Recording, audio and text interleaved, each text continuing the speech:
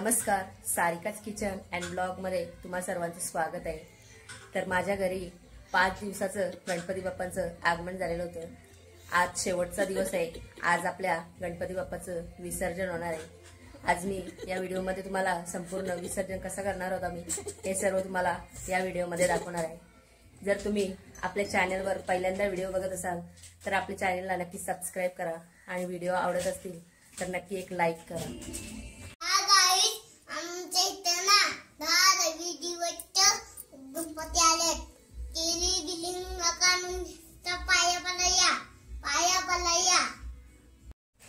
आज मी बनवणार आहे बाप्पाच्या प्रसादासाठी शिरा। त्यासाठी इथे मी 3 ते 4 चम्मच तूप घेतलेला आहे। या तुपामध्ये आपण 1 वाटी बारीक रवा घालून घेऊ।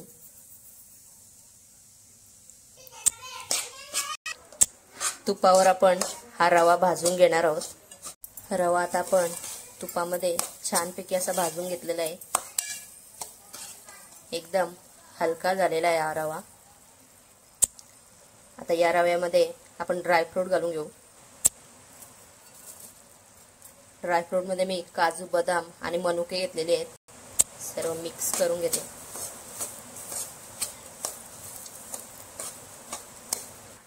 एका बाजूला मी इथे अर्धा लिटर दूध गरम करून ठेवलेलं आहे। आता या भाजलेल्या रव्यामध्ये आपण 2 बारीक चिरलेली केळी घालून घेते। पिकलेली केळी आहे ती केळी छान अशी रव्यामध्ये मिक्स करून घेऊ आपण।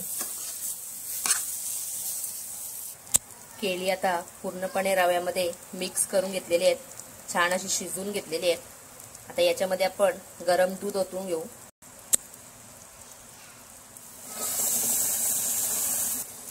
मिक्स करून घेऊ छान।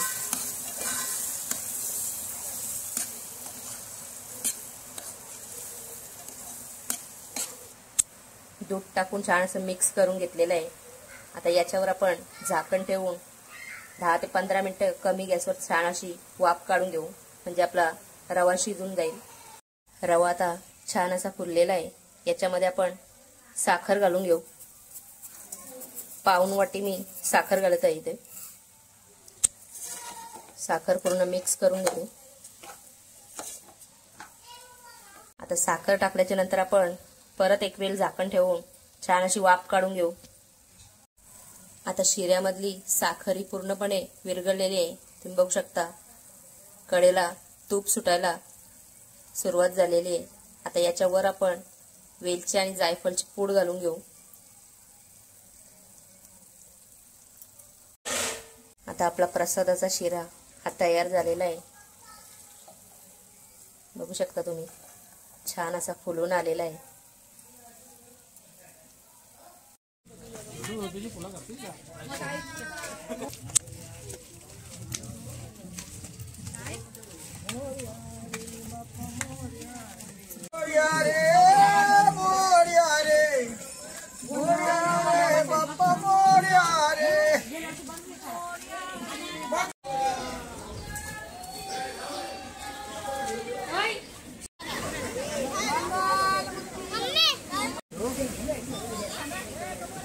समज राहू नको काढू ठेव चल नको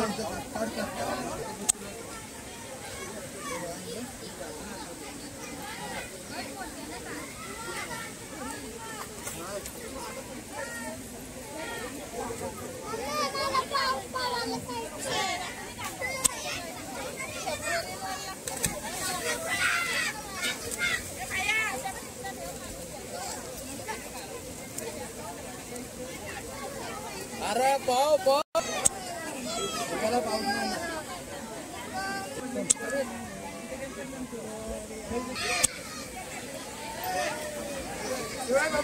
साइड लावून